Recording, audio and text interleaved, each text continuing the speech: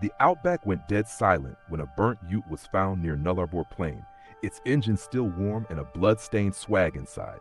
No driver, no tracks, just a mobile ringing in the dirt and a final message whispered, "He found me." The Nullarbor Plain had a way of swallowing sound, light, even time itself. Out here, the horizon felt like a knife edge, cutting the earth from the sky, leaving only red dust and stubborn scrub fighting for life. Senior Constable Jack Rourke knew this land well. He'd grown up 3 hours south in a town so small it barely earned a pin on any map. Yet tonight the plain felt different, tense, almost watchful. Jack's headlights cut through the dark as his patrol ute bumped along the unsealed track. The call had come through at 9:47 p.m. Possible abandoned vehicle, signs of fire, coordinate sent, approach with caution. He didn't like the phrase, approach with caution. It was the kind of line that meant trouble already had a head start. When he arrived, the first thing he noticed was the smell. Burnt rubber mixed with petrol, and something else he didn't want to name. The ute sat crooked near a dry salt pan, its rear half blackened by flames. Smoke still curled lazily into the night sky, as if the fire wasn't quite finished telling its story. Jack stepped out, boots crunching on gravel. The wind picked up, carrying with it a faint ringing sound. A phone. He followed the noise and spotted it half buried in the dirt a few meters from the vehicle. The screen glowed, cracked but alive, vibrating with an incoming call. Unknown caller. He waited a second, then bent down and picked it up. "Rourke," he muttered automatically, thumb hovering over the answer button. The call stopped. In its place, a single unread message flashed across the display. "He found me." Jack exhaled slowly. His gut tightened like it used to before a bushfire rolled through town. "Great," he said under his breath. "Just bloody great." He walked back toward the ute, torchlight sweeping over the ground. No tire tracks leaving the scene. No footprints either, at least none that made sense. It was as though the driver had simply vanished into thin air.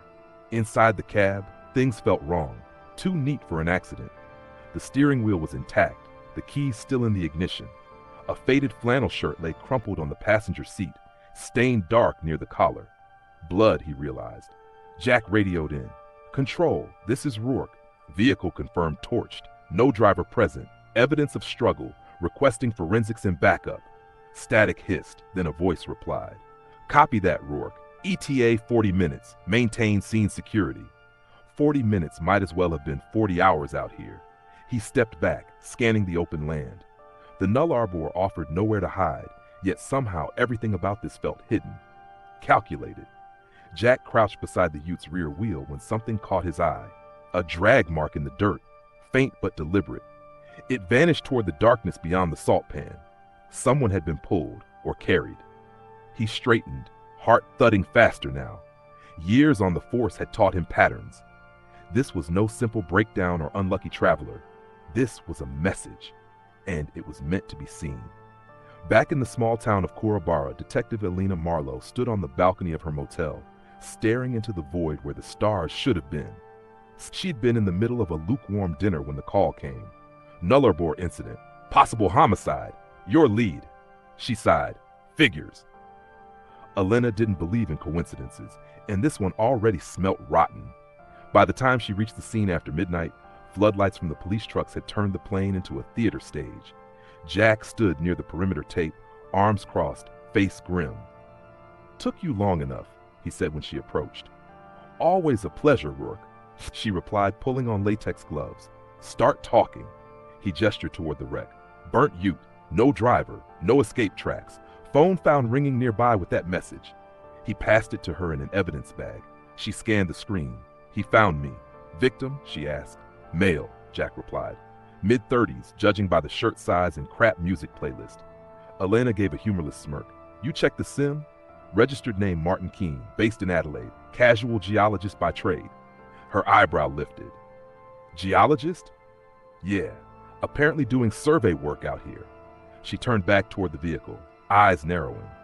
"No one surveys Nullarbor alone at night, not unless they're hiding something."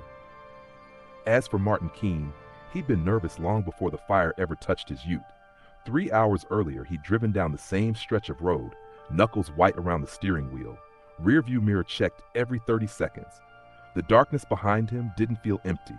It felt patient. His phone buzzed again. Unknown, you shouldn't have come back. Martin swallowed hard. You can't scare me, he muttered, though his voice trembled. It's just land, just rock. Another message came. Then why are you running? He slammed the phone face down. That's when he saw the headlights behind him. At first, they were distant, but they closed in fast, too fast. A black four-wheel drive surged alongside, windows tinted, engine growling like a predator. For a second, he saw no driver, only darkness. His ute jolted as the other vehicle clipped his rear panel. Panic exploded in his chest. Stop! Stop! Martin shouted, even though no one could hear him. The second hit sent him skidding. He lost control, spiraling off the track, colliding with a rock formation. Pain shot through his shoulder. Sparks, smoke, the stench of fuel. He fumbled for his phone. Call police. Call anyone. Before he could dial, a shadow moved outside his window. A knock. Slow. Deliberate. Martin froze. The silhouette leaned closer, blocking what little moonlight there was. Then the voice came. Calm. Almost polite. You should have stayed buried, mate. Back at the crime scene, Alina walked the perimeter slowly, observing every angle. Something about the burn pattern suggested the fire was started after the struggle, not from impact. This wasn't sloppy, she murmured. Whoever did this wanted it clean, controlled. Jack nodded. But they didn't plan on the phone ringing, did they? Elena crouched near the drag mark. No. That was either rushed or intentional. For what? He asked. She looked up at the vast emptiness ahead. To make sure we followed. Jack held her gaze. You think this is bait? I think, she said quietly, standing. We've just been invited into someone else's game. Later, in the temporary field station, Elena pulled Martin Keene's profile onto a screen. No criminal record, clean license, 2 years consulting for mineral extraction companies, recently terminated from a government-funded site project, reasons classified. Elena, Jack said from behind her, you're not gonna like this. What now? He placed a printed satellite image on the desk. That drag mark? It heads straight toward restricted zone Delta 7. Her expression hardened. That site was shut down 5 years ago. Officially, Jack replied.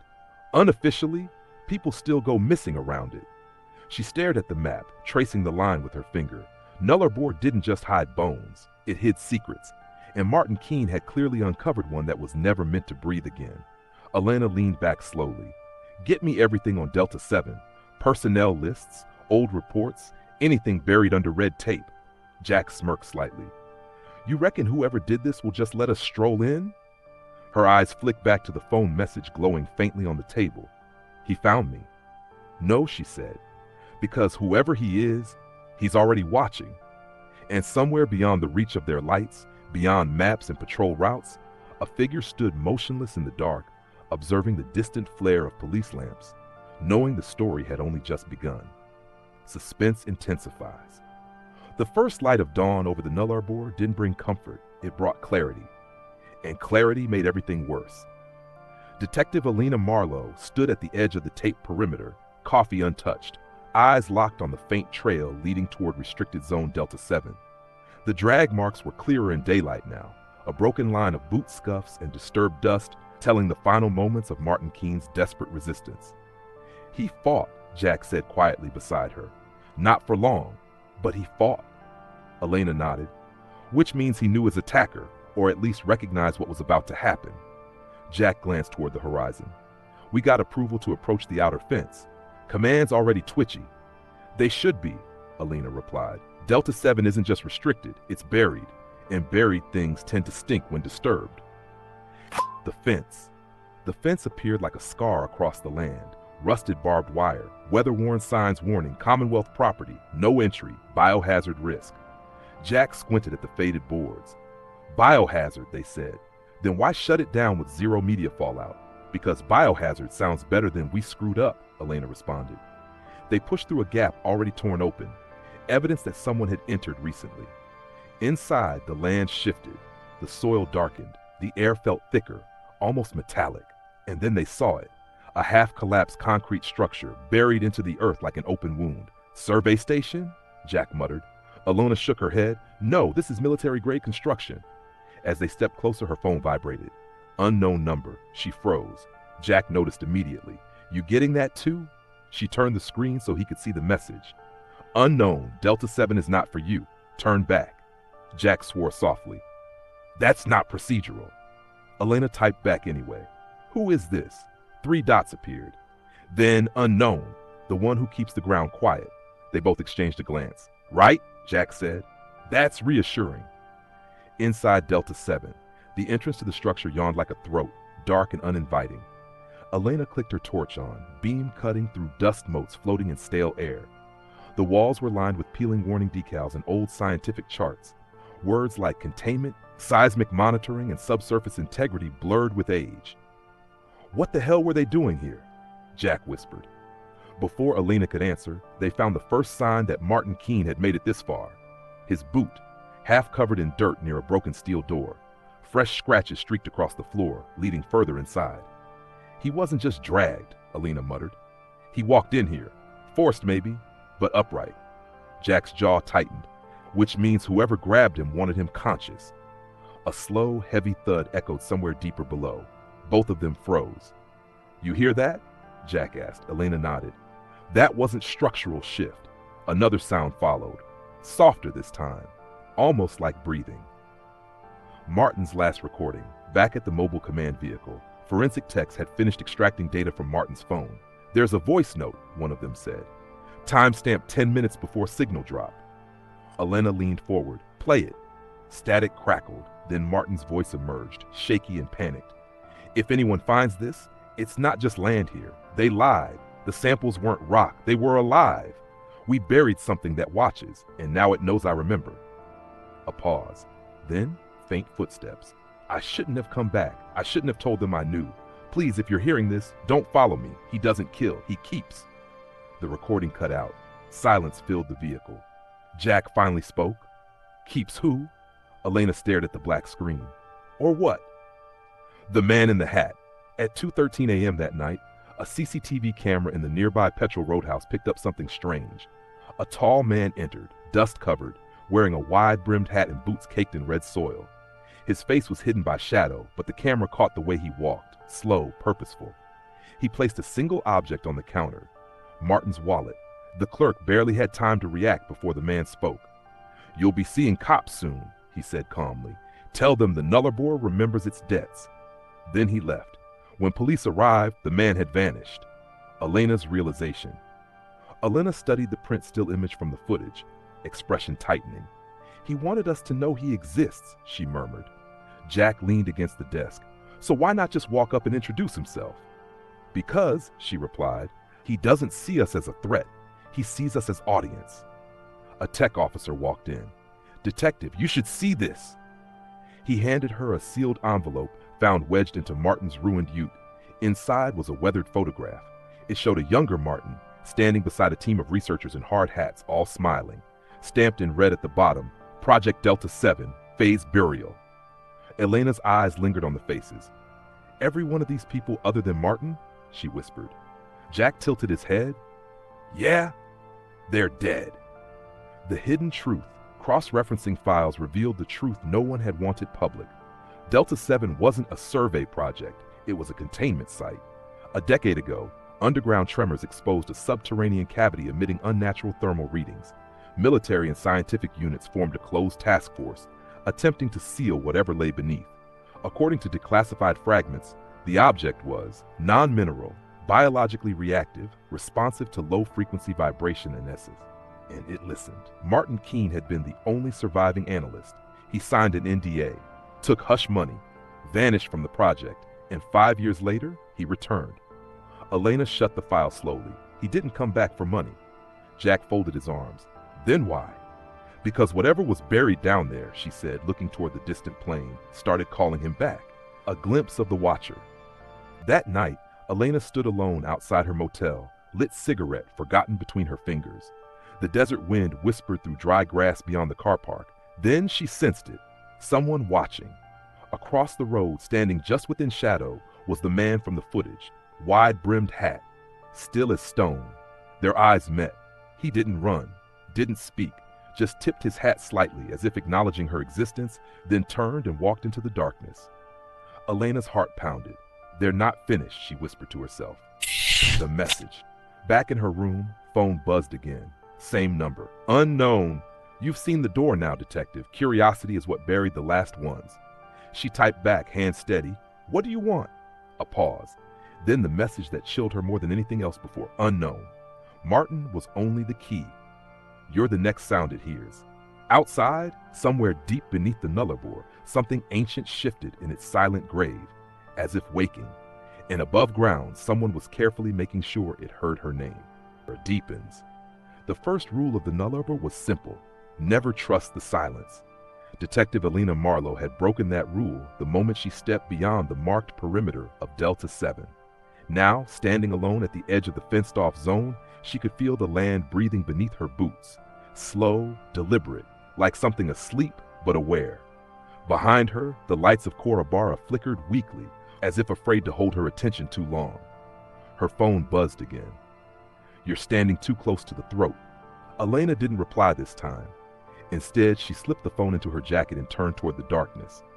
Show yourself, she called out, voice cutting through the wind. Nothing answered, just the faint hiss of sand shifting, but she knew he was near. The man in the hat, the watcher, the one who kept the ground quiet, and somewhere beneath them, whatever Martin Keene had disturbed stirred once more. The second body at 6:18 a.m., Jack Rourke received a call that shattered any illusion of control. Another one, dispatch said, 15 kilometers northeast, same signature. When Elena arrived, the scene was worse than the first. A young woman lay near a dried creek bed, eyes open, face pale as ash. No tire tracks, no visible wounds, just a thin line of blood at the corner of her mouth and a look of pure terror frozen onto her features. What's her name? Elena asked quietly. Sarah Whitlam, Jack replied, eco-research intern, started digging into Delta 7 records last week. Elena crouched beside the body, noticing something carved faintly into the dirt beside her hand. A symbol, a spiral looping inward as though pulling the earth in on itself. This isn't random, Elena whispered. He's marking territory. Jack swallowed, or leaving instructions. The spiral file. Back at command, forensics pulled through Sarah's laptop. Among her research files was a hidden folder labeled The Spiral Theory. Elena opened it. Inside were images of Delta 7 documents, distorted seismic readings, and a handwritten note. Burial failed. Object isn't dormant. It's adapting. Responds to sound, vibration, fear. Feeds on human frequency. Doesn't hunt. Attracts. Jack read over her shoulder. Attracts how? She pointed to the next line. Those who know about it feel compelled to return, as if called, as if promised relief. A chill ran through them both. Martin, Sarah, and now, Elena. The voice in the dark that night, Elena ignored protocol, ignored orders, ignored self-preservation. She returned to Delta 7 alone. Torch in hand, heartbeat steady but loud in her own ears, she stepped down into the concrete throat once more. The air inside felt warmer now, wetter. And then she heard it, a low hum, not mechanical, not natural, almost vocal. Elena, the sound seemed to shape her name without lips or lungs. Her torch flickered. Who are you? She demanded, though the question felt useless. The hum deepened, vibrating through the walls, through her bones, into her teeth. For a moment, she was no longer a detective. She was prey. The man speaks, a footstep echoed behind her. She spun. The man in the wide-brimmed hat stood at the tunnel entrance, half light catching his jawline now, older than she'd expected, weathered, eyes hollow but alert. You shouldn't have followed the call, he said calmly. And you shouldn't have killed Martin, she shot back. He gave a humorless exhale. I didn't kill him. I stopped him becoming worse. Her eyes narrowed. That thing down here? He nodded slowly. He wanted to wake it properly. I wanted it quiet. Who are you? She demanded. Someone who helped bury it, he replied, and someone who won't let you unearth it. The truth about Delta 7. They stood in tense silence before he spoke again. We dug into a cavity that shouldn't exist, he said. Rock that wasn't rock, movement without motion, sound without source, and when the drills hit a certain depth, it noticed us. Elena tightened her grip on the torch. So you sealed it. We tried, he corrected, but the longer it stayed awake, the more it learned how to echo us, how to mimic what we fear. It doesn't escape, it influences. He gestured downward. It uses memory. It pulls back those who know its name. And you? He glanced away. I stayed to keep the spiral unbroken. Jack's discovery, back in Korabara, Jack had combed through missing persons reports. He froze when he found the pattern. Every victim had once been connected to Delta 7 or had uncovered knowledge about it. Every single one. The spiral wasn't decoration. It was a containment marker, a warning shape to confuse the entity beneath, and now it was being drawn near each new death. Elena's choice. You can still walk away, the man said quietly. Let the ground forget you. And let more people die, she replied. Not happening. He studied her. You're already being listened to. The hum below intensified as if agreeing. You feel it, don't you? He said. That pull, that heaviness right behind your thoughts. She hated that he was right. He stepped closer. Once it knows your voice, it never stops searching for it. The third message. Her phone vibrated violently in her pocket. She already knew what she would see. Unknown. Your curiosity tastes louder than the others. She stared at the message, pulse rising. What is it doing? She asked. The man's voice lowered. Learning you. A fracture in the earth. Suddenly, the tunnel floor trembled. Dust rained from the ceiling. The hum twisted into something closer to a groan. This isn't happening, the man muttered. It shouldn't be active yet. Cracks began forming in the concrete lining. Elena's torch flickered violently. Then a new sound emerged. Something that almost resembled breathing, but layered, as if multiple throats were sharing one lung. The man stepped back. We leave. Now. But Elena found herself frozen. From the darkness below, something moved. Not a body, not a shape, a distortion. Like the air itself was folding inward. You hear that? She whispered. The man didn't answer. He just stared, eyes wide for the first time. The awakening. Back above ground, Jack's radio suddenly burst with Elena's signal, warped and broken. Rourke, it's active. Delta 7, it's not buried. Static drowned her out. Then another voice overlaid her own. Slow, hollow, familiar. Elena, Jack's blood ran cold. That wasn't her, he murmured. The mark. When Elena finally staggered back into the open night air, the man had vanished. The earth had fallen silent again. Too silent. She looked down at her hands and froze. On her palm, faint lines had appeared. The spiral, not drawn, not carved, imprinted. Her phone buzzed one final time before dying completely. Unknown, you're part of the pattern now. Elena lifted her eyes to the endless black horizon of the Nullarbor. Somewhere beneath the ground, something had learned her voice. And it was waiting for her to speak again. Scent begins. The spiral on Elena's palm didn't fade. She scrubbed it under cold water in her motel bathroom until her skin burned raw. But the faint looping mark remained, as if etched beneath flesh woven into bone. It pulsed occasionally, barely perceptible, like a heartbeat that wasn't hers. Outside, the Nullarbor lay unnaturally still. No wind, no insects. Even the night birds had fallen mute. It felt like the land itself was listening. Jack breaks protocol. Jack Rourke didn't sleep. He sat in the driver's seat of his ute, staring at the dust-coated windshield, replaying Elena's distorted transmission over and over. It's active. Delta 7, it's not buried. The second voice had turned his blood to ice. Elena doesn't sound like that, he muttered. He grabbed his keys and turned the engine over. Stuff protocol. If whatever was inside Delta 7 had learned to mimic her voice, then she wasn't safe, above ground or below it. At exactly 1:13 a.m., across 3 towns on the edge of the Nullarbor, phones switched on simultaneously. No calls, no signal, just one message, broadcast like a whisper through glass. Speak. People stared at their screens in confusion, unaware of the low-frequency vibration humming beneath their floors, seeping through pipes, through walls, through veins. Elena felt it instantly. Her spiral burned. A vision flashed behind her eyes. Tunnels, concrete flaking, darkness opening wider, sound stretching like a long, starving mouth. She dropped to her knees, gasping. Don't listen, she whispered to herself. Don't answer. But the word echoed in her mind anyway. Speak. The man returns.